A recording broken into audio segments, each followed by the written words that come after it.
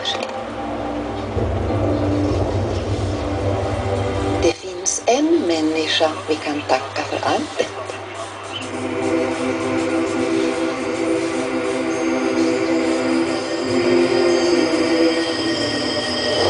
Det är denna människa vi kan tacka för nya perspektiv.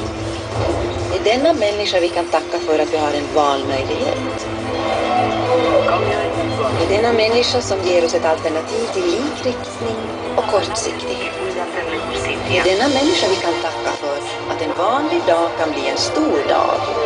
En dag då vi reser oss ur tv-soffan och säger: jag har ändrat uppfattning. Det finns bara ett ord som ger denna människa rättvisa. Hjälp.